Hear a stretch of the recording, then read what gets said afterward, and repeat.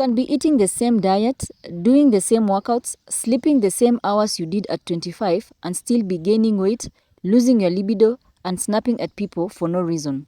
That's not you getting lazy. That's not you getting difficult. That's your hormones changing the rules on you without sending a memo. Today, I'm breaking down what's actually happening inside your body in your 30s, why doctors here in Nairobi are seeing more of this than ever, and 3 things you can start doing this week to work with your hormones instead of fighting them. Welcome back to No One Taught Me This, the channel where we cover everything school forgot to mention. Today's lesson, your hormones in your 30s. Nobody sits you down at 29 and explains that your body's chemistry is about to shift, so people spend years confused, blaming themselves for things that are actually biology. Picture this. Grace is 33, works in Westlands, used to run 5K without thinking about it. Now she's tired by 3 p.m. every day. Her period has gone unpredictable.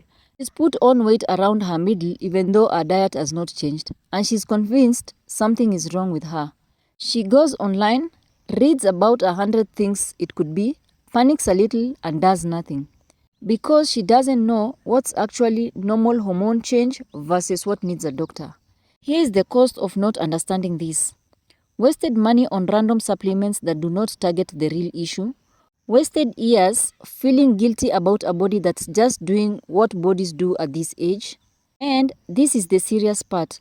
Missed early warning signs of things like thyroid disorders or type 2 diabetes, which we know are underdiagnosed here. In Kenya's own National Health Survey, only 44% of people living with diabetes and just 16% of people with high blood pressure actually knew they had it. Your hormones and your metabolic health are deeply connected. So this is not just about mood swings. It's about catching the real problem early. Let's break this into 3 things you actually need to know and do. Number 1. Your metabolism hormones shifts fast and your diet culture won't tell you. In your 30s, insulin sensitivity naturally starts to decline and cortisol, your stress hormone, tends to run higher for longer because life has more responsibilities stacked on it. Job, rent, family, matatu traffic every single day. Combined, this means your body stores fat more easily, especially around the belly, even without eating more. Think of James, 34, an accountant in the CBD, sitting at a desk 9 hours a day, skipping lunch, then eating a heavy meal at 9 p.m. after a long commute. His blood sugar spikes late. His cortisol never gets a chance to calm down. And 6 months later, his waistline has changed even though his weekend diet looks fine. This exact pattern, long sedentary hours plus late heavy meals, is one of the most common risk drivers behind Kenya's rising rate of central obesity, which national data shows affects roughly 1 in 3 women in this age range. This week, move your biggest meal earlier in the day where possible, and take a 5-minute walk break every couple of hours at work, even if it's just around the compound or office floor. Small insulin wins, not a crash diet. 2. Untreated thyroid and stress hormone issues quietly wreck your energy, weight, and mood, and they are commonly missed. Thyroid hormone controls your metabolism, energy, and even your mood regulation.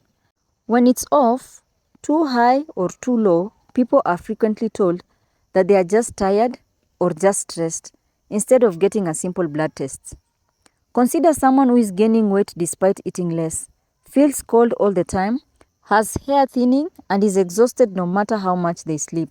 Classic hypothyroid sign that gets brushed off as normal 30s tiredness 4 years before anyone checks. Thyroid disorders are known to be underdiagnosed across the region, partly because symptoms overlap so much with ordinary burnout. This week, if you have unexplained fatigue, weight changes, or mood shifts for more than a few weeks, book a simple thyroid panel at your local lab.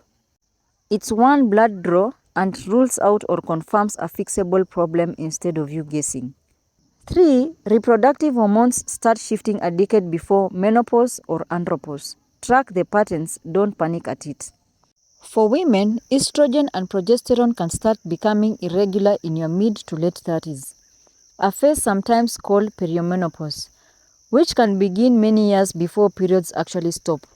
For men, testosterone declines gradually too, often showing up as low energy, reduced motivation, or change in libido rather than one dramatic symptom. Think of Wanjiku, 36, whose cycle went from clockwork to unpredictable, with mood swings she doesn't recognize in herself. She assumed something was wrong with her rather than realizing this is documented, normal transition that simply nobody explained to her growing up. This week, start a simple note on your phone tracking your cycle, or for men, your sleep, mood, and energy for the next 60 days. A pattern you can show a doctor is far more useful than a vague "I've been off." So let's do a recap. 1. Your metabolism shifts in your 30s, so move your big meals earlier and work more. Don't just diet harder. 2. Unexplained fatigue or weight change for weeks is not just stress. Get a thyroid check. 3. Hormonal shifts in reproduction starts years before menopause or andropause, so track your patterns instead of panicking at them. If no one taught you this either, you're not behind. You just didn't have the syllabus yet. That's what we are here for. Hit subscribe so that you don't miss our next lesson. We drop new ones every week. Now tell me in the comments, what's the one hormone-related symptom you brushed off as just stress until you found out it was not? See you in the next episode.